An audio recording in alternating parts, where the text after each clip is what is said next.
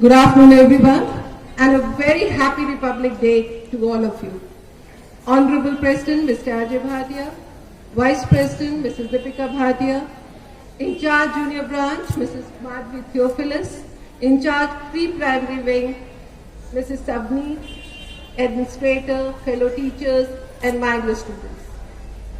26 January is a red letter day in the history of India.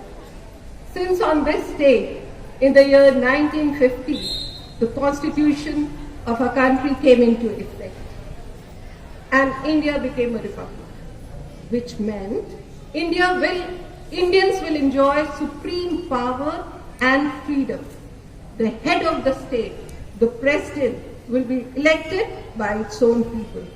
It was an historical act, a monumental step which changed India from constitutional monarchy to sovereign democratic republic.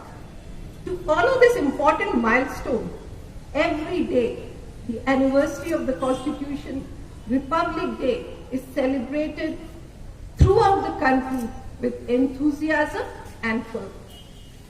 On this very day, soaked in the spirit of patriotism, the entire country pays tribute, remembers the freedom fighters, our founding fathers, the sung and unsung heroes of our country, and the glorious past. With a heart overflowing with pride and zeal, the countrymen express their gratitude to their motherland for providing them numerous opportunities to grow, to prosper, to have success, and build a bright life for themselves. Republic Day celebrations are held all over the country, but the mega celebrations are hosted in the capital. Tomorrow, on Sunday, the President of our country, His Excellency Ramnath Kovind, will unfurl the tricolor flag. The contingents of Army, Navy, Air Force, paramilitary forces will take part in the ceremonial parade. Even the NCC, Scout and Guide will get the honor to be a part of this parade. It's a day to demonstrate to the world our military strength, scientific and technological advancement made by the country.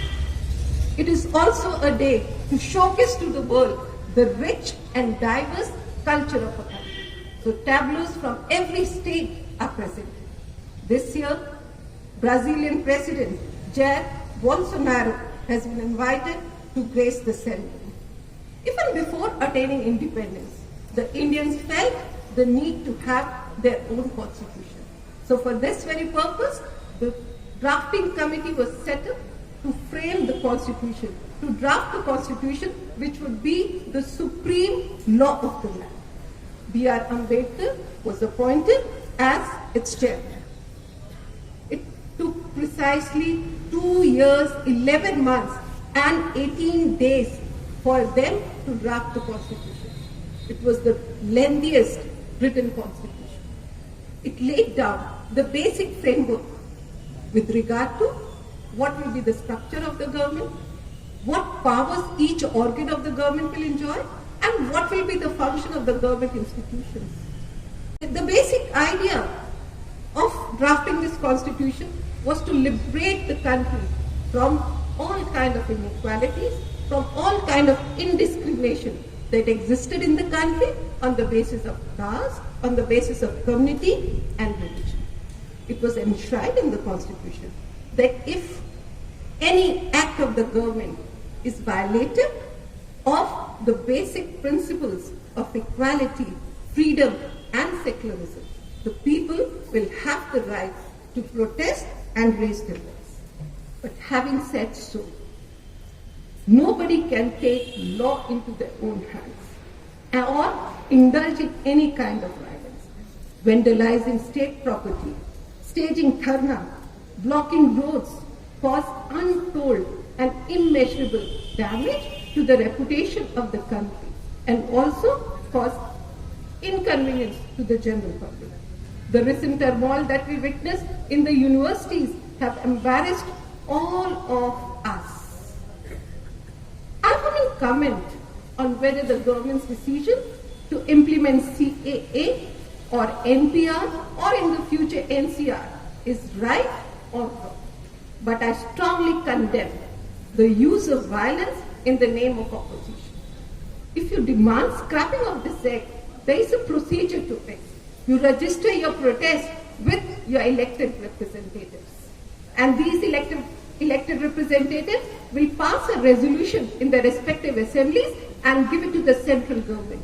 The central government then can revoke or withdraw the act. But unfortunately, we have lost all sense of discretion. So, as we celebrate Republic Day today and a national public holiday on 26th, let's also take this day as a reminder of our duties and responsibilities towards our nation. In the words of American President John F. Kennedy, ask not what your country can do for you. Ask what you can do for your country. I can recall a famous and a very relevant story about China today.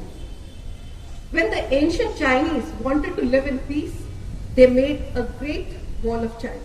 They thought no one could climb over the wall and they can lead a peaceful life.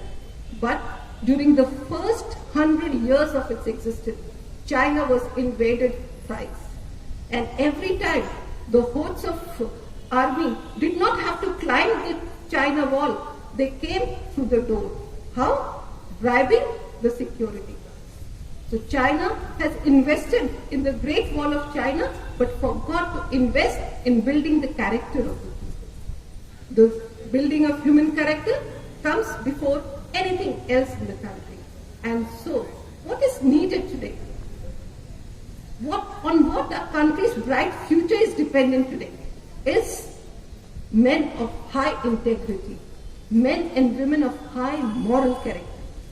Before I conclude, I would quickly like to bring up that the biggest challenge before the nation today is to save the shrinking natural resources, to protect our environment and curb corruption, which is eating the very vitals of our country. To overcome these challenges, the government look up to us, rely on us for support and for action.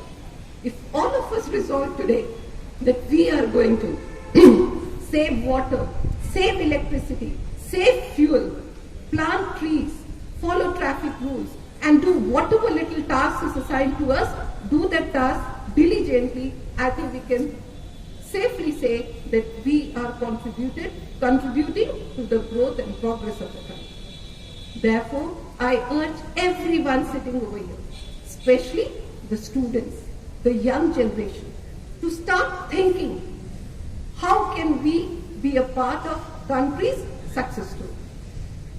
It's very, very important, children, believe you or not, the success, the progress, the development of our country lies in our own hands. Lastly, I wholeheartedly appreciate and applaud the performance of my students. Considering that they got only 4 days to prepare themselves, I think it was a splendid show, and the way you comprehensively showed the varied food habits, dance forms, language, I was filled with, I was left with nothing but appreciation. I think you all deserve a huge, huge round of applause.